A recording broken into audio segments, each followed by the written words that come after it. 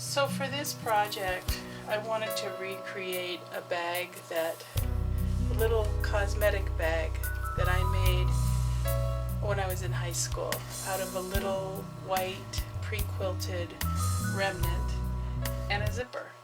And the zipper I installed diagonally so that I didn't have to figure out a different way to install it, and I didn't do it on top like this because while this is something that's acceptable now and is a little more modern treatment of a zipper, back then you didn't do that, so I didn't do that.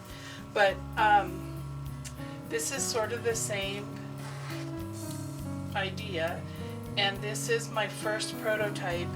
And you know what I liked about it, when you look at it like this, you could see your mascara and you could see your eyeliner, and of course anything little would fall down, but I liked it for a little makeup bag, and mine I think was actually sort of between these two sizes. So that's the project, and let's get to it. But I'm basically gonna line out 10 or 11 scraps of batik that I happen to have. You can use anything that you want, and I'm kind of going light to dark with my scraps, and I'm not worried about these being straight pieces because I want it to have that sort of homemade you know, scissor cut look, and that's why I'm using these scissor cut scraps that I have so many of for making potholders. One thing that I figured out doing this a few times is I do like it if a couple of the strips are much thinner than the others, and so I'm going to intentionally try to plan that in.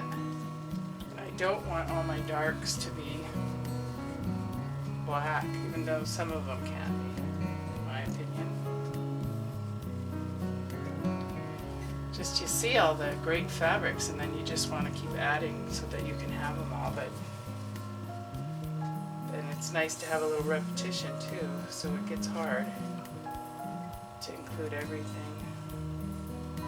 Alright, and I may do 11 just so that I avoid the plan of trying to match up the lines. Other than that, other than the chick fabric, I don't really want to have straight lines. Alright, and now I'm just going to piece it together. And I want to make this one kind of narrow, so I'm going to do this.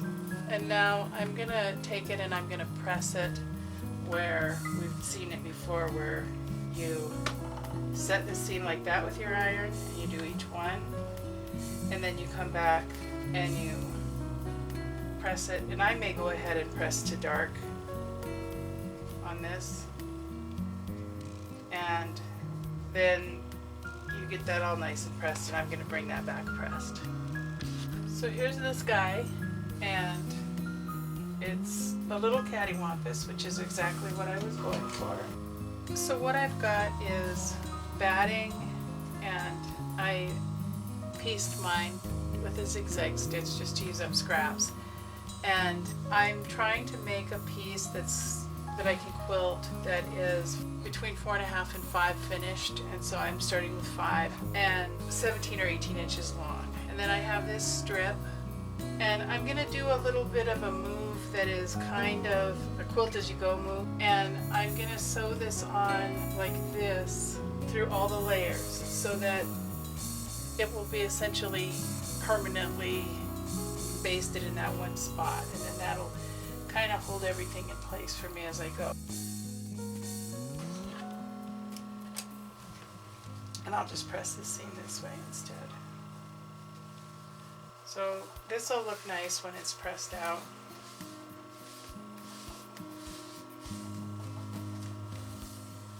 So my plan is to quilt this similarly but with only one thread here where I used 2, and so it doesn't quite distract from the chicks that much. And then I'm going to use 2 threads to quilt this part.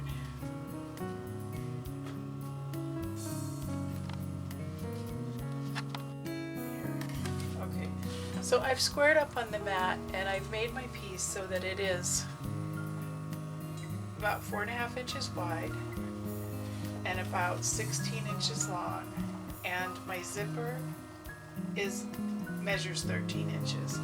And we want it long like that because we're gonna have it go off the sides, and